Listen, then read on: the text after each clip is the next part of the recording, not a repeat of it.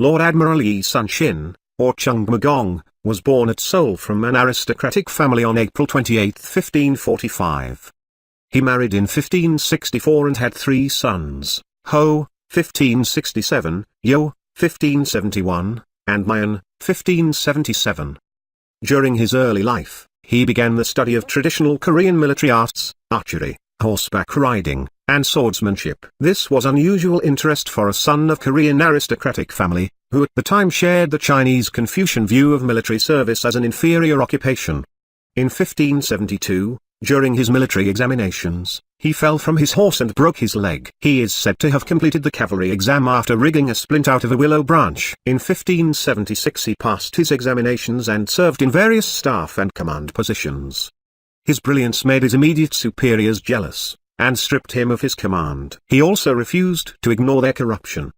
Then, he accepted an appointment as acting commandant of Gangwon Fortress, on Korea's troubled northern frontier, where his superiors may have hoped he might meet his end in combat. In 1583, shortly after he took charge there, his post was assaulted by Manchurian or Jurchen forces, but Yi Sun-Shin lured them into a trap, captured their leader, and defeated his forces. However, at the end of that same year and according to ancient Korean tradition, Yi spent 3 years out of the army, mourning his father's death. After returning to service in 1586, he again fought against Manchurian invaders. While leading a counterattack, he was wounded in the leg by an arrow, which he removed himself without letting anyone else see his injury. He did so out of a concern that the sight of a commander's wound might demoralize his troops, a principle that he literally took to his grave. Although Yi Sun-Shin was always careful to attribute his successes to others and share such glory, his superiors again grew jealous of his achievements and had him imprisoned, tortured, and stripped of his rank.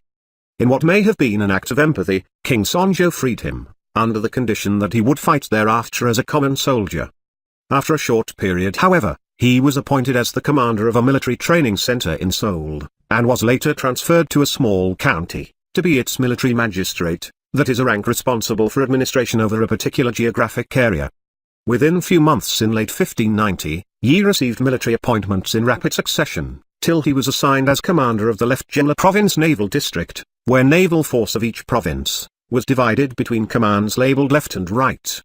Around 1590, the outstanding samurai, general and politician Toyotomi Hideyoshi unified the Empire of Japan, and had his sights set on the conquest of Korea, and the Ming Empire of China. Hideyoshi's achievement was not enough to satisfy his self-admitted lust for conquest. So, he informed King Sonjo that it was his intention to conquer China, and he called upon Korea to help clear my way and thus save her own soul. As Sonjo ultimately declined to permit his kingdom to serve as a smooth path of conquest, for a state that became a dominant power in Asia, Hideyoshi launched one of the most destructive military assaults Korea has ever experienced, known as the Imjin Wars, 1592 to 1598. Japanese units were armed with gunpowder weapons, largely muskets. On the other hand, the Koreans were still using archers, but had advanced long-range artillery. A Japanese invasion force landed at Pusan and Dadajin, without meeting any naval resistance, quickly captured these ports and began marching north. Yi Sun-Shin had studied the strengths and weaknesses of both Korean and Japanese naval practices, and knew that the Japanese relied on their greatest martial strength, expert samurai, musketeers and bowmen. The majority of Japanese naval vessels were little more than armed transports. Their strategy was to approach enemy vessels close enough for infantry to sweep aboard. Also, they had chosen not to mount more than one cannon to each of their ships, while filling them with musketeers. The range of Japanese muskets was no greater than that of bowmen's arrows. Thus, Japanese naval forces were fearsome in size and deadly in close combat, but had their weaknesses. As part of his preparation, and to avoid close combat, Yi Sun-Shin developed and built the turtle ship, also known as Jobuxion, which was almost twice as long and half as wide as their Japanese counterparts, making them move much faster through the water, and had many longer-range cannons.